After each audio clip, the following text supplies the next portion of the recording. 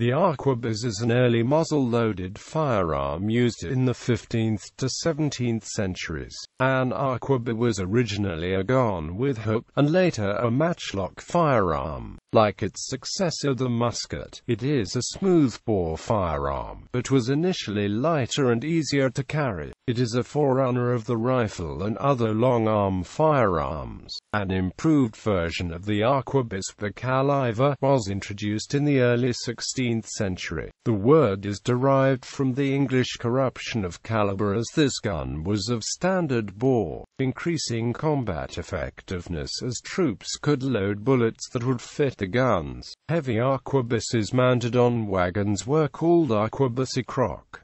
These carried a ball of about 3.5 ounces. Terminology. In the early 16th century, the term arquebus had a confusing variety of meanings. Some writers used it to denote any matchlock shoulder gun, referring to light versions as caliver and heavier pieces fired from a fork rest as musket. Others treated the arquebus and caliver synonymously, both referring to the lighter, forkless shoulder-fired matchlock. As the 16th century progressed, the term arquebus came to be clearly reserved for the lighter forkless weapon. When the wheel lock was introduced, wheel lock shoulder arms came to be called arquebuses, while lighter, forkless matchlock and flintlock shoulder weapons continued to be called calivers. In the mid-17th century, the light flintlock versions came to be called fusils or fusees. Effectiveness.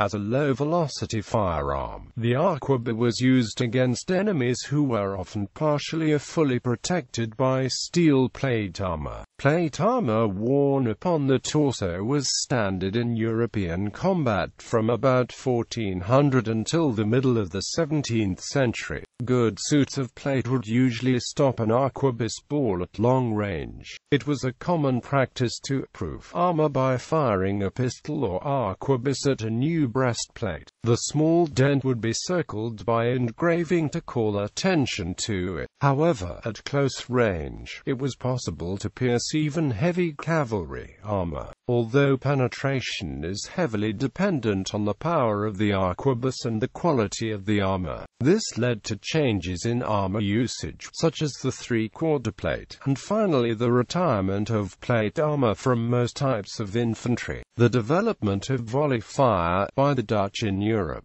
and by the Japanese and the Portuguese in Asia, made the arquebus of practical advantage to modern militaries. Arquebus volley fire, in evidence on European battlefields as early as the 1520s, allowed armies to turn the usual formation into a rotating firing squad, with each row of soldiers firing a shot, then marching to the back of the formation to reload. Inspired by reading Aelian's descriptions of the use of ranks and the countermarch by soldiers of imperial Rome in the context of the Roman sword, gladius and spear pilum, William Lewis, Count of Nassau-Dillenburg, in A Crucial Leap, realized that the same technique could work for men with firearms. In a letter to his cousin Maurice of Nassau, Prince of Orange, in December 8, 1594, he said, "I have discovered evolutionibus a method of getting the musketeers and others with guns not only to practice firing but to keep on doing so in a very effective battle order. Just as soon as the first rank has fired, then by the drill they will march to the back. The second rank, either marching forward or standing still, will then fire just like the first. After that, the third and following ranks will do the same. When the last rank has fired, the first will have reloaded, as the following diagram shows." Once volley firing had been developed, the rate of fire and efficiency was greatly increased, and the arquebus went from being a support weapon to the primary focus of most early modern armies. Mechanism. The arquebus had a larger bore than its predecessors. Until the middle of the 16th century, they were fired by a matchlock mechanism, after which the newer wheel-lock mechanisms were used instead. The flared muzzle of some examples made it easier to load the weapon. The name hook gun is often claimed to be based on the bent shape of the arquebus's butt. It might also be that some of the original arquebuses had a metal hook near the muzzle that may have been used for bracing against a solid object to absorb recoil. Since all the arquebuses were handmade by various gunsmiths, there is no typical specimen. The trigger mechanism of an early arquebus most often resembled that of a crossbow, a gently curved lever pointing backward and parallel to the stock. Squeezing the lever against the stock depressed a sear which was in turn linked to the base of the serpentine that held the match. The serpentine then brought the match into the flash pan to ignite the priming, firing the weapon. By the later 16th century, gunsmiths in most countries had begun to introduce the short trigger perpendicular to the stock that is familiar to modern shooters. However, the majority of French matchlock arquebuses retained the crossbow-style trigger throughout the 17th century. Firing.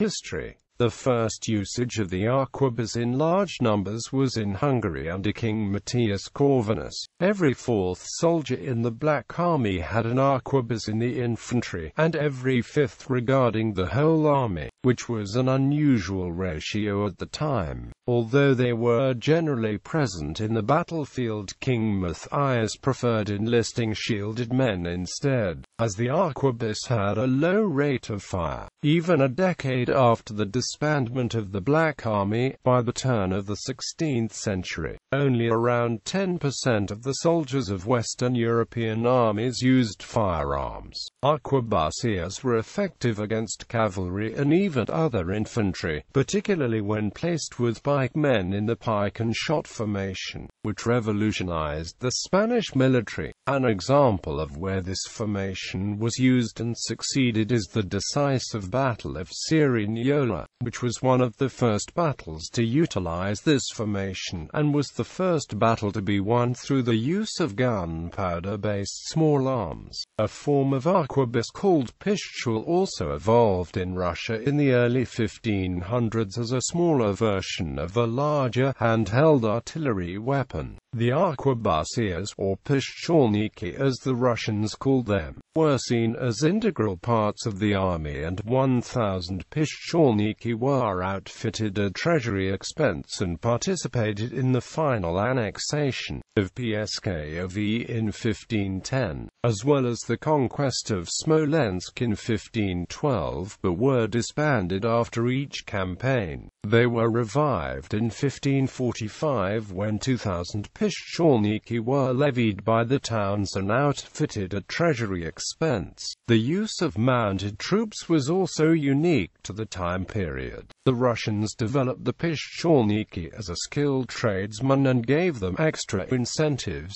through farming and made the trade something passed on from father to son and not something for which one was conscripted. Arquebuses were used in the Italian wars of the first half of the 16th century. One of the first to perform volley fire with them was the condottiero Prospero Colonna in the Battle of Bicocca. Portuguese and Spanish conquerors also made use of the weapon overseas. Arquebuses were carried by some of the soldiers of Hernán Cortés in his conquest of Mexico in the 1520s, and arquebuses played an important role in the victories of Cristobal da Gama's small and outnumbered army in his 1541-42 campaign in Ethiopia. Arquebuses were also used in the Moroccan victory over the Songhai Empire at the Battle of Tondibi in 1590. Arquebuses were introduced to Japan in 1543 by Portuguese traders, who landed by accident on Tanegashima, an island south of Kyushu in the region controlled by the Shimazu clan. By 1550, copies copies of the Portuguese arquebus referred to as Tanegashima Teppo Hinawaju were being produced in large numbers. The Tanegashima seems to have been based on snap matchlocks that were produced in the armory of Goa, India, which was captured by the Portuguese in 1510, and within 10 years of its introduction upwards of 300,000 Tanegashima were reported to have been manufactured. The Tanegashima eventually became one of the most important weapons in Japan. Oda Nobunaga revolutionized musket tactics in Japan by splitting loaders and shooters and assigning 3 guns to a shooter at the Battle of Nagashino in 1575. Tanegashima were widely used during Hideyoshi's unification of Japan and later the Japanese invasions of Korea in 1592. Maurice of Nassau increased the effectiveness of the arquebus in military formations when he adapted standardized weaponry and utilized volley fire techniques. After outfitting his entire army with new, standardized arms in 1599, Maurice of Nassau made an attempt to recapture Spanish forts built on former Dutch lands. In the Battle of Nieuwpoort in 1600, he administered the new techniques and technologies for the first time. The Dutch marched onto the beach where the fort was located and fully utilized the countermarching tactic. By orienting all of his arquebusiers into a block, he was able to maintain a steady stream of fire out of a disciplined formation using volley fire tactics. The result was a lopsided victory with 4,000 Spanish casualties to only 1,000 dead and 700 wounded on the Dutch side. Although the battle was principally won by the decisive counterattack by the Dutch cavalry and despite the failure of the newfangled Dutch infantry tactic in stopping the veteran Spanish tercios, the battle was a decisive step forward in the development of warfare, with infantry armed with firearms taking on an increasingly larger role in the centuries following. Comparison to bows, the arquebus was generally considered unable to match the accuracy of a bow in the hands of a highly skilled archer, though some 16th century commentators such as Humphrey Barwick and Barnabé Rich argued the opposite. The arquebus did, however, have a faster rate of fire than the most powerful crossbow, a shorter learning curve than a longbow, and was more powerful than either. The arquebus did not rely on the physical strength of the user for propulsion of the projectile, making it easier to find a suitable recruit. It also meant that, compared to an archer or crossbowman, an arquebusier lost less of his battlefield effectiveness due to fatigue, malnutrition or sickness.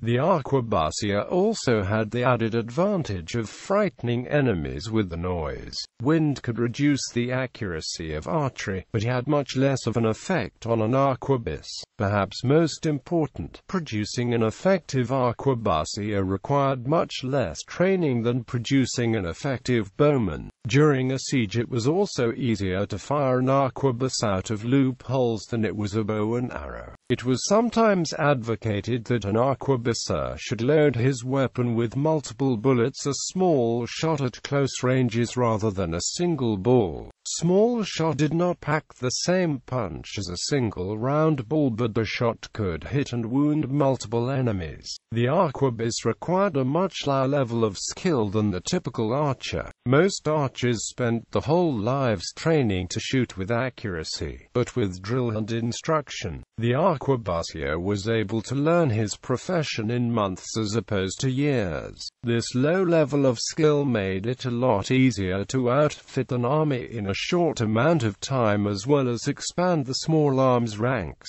This idea of lower skill, lightly armored units was the driving force in the infantry revolution that took place in the 16th and 17th centuries and allowed early modern infantries to phase out the longbow. An arquebusier could carry more ammunition and powder than a crossbowman a longbowman could with bolts or arrows. Once the methods were developed, powder and shot were relatively easy to mass produce. While arrow making was a genuine craft requiring highly skilled labor. The arquebus was more sensitive to humid weather. At the Battle of Villala, rebel troops experienced a significant defeat partially due to having a high proportion of arquebusiers in a rainstorm, which rendered the weapons useless. Gunpowder also ages much faster than a bolt or an arrow, particularly if improperly stored. Also, the resources needed to make gunpowder were less universally available than the resources needed to make bolts and arrows. Finding and reusing arrows of bolts was a lot easier than doing the same with arquebus bullets. This was a useful way to reduce the cost of practice, or resupply oneself if control of the battlefield after a battle was retained. A bullet must fit a barrel much more precisely than an arrow. A bolt must fit a bow. So the arquebus required more standardization and made it harder to resupply by looting bodies of fallen soldiers. Gunpowder production was also far more dangerous than arrow production.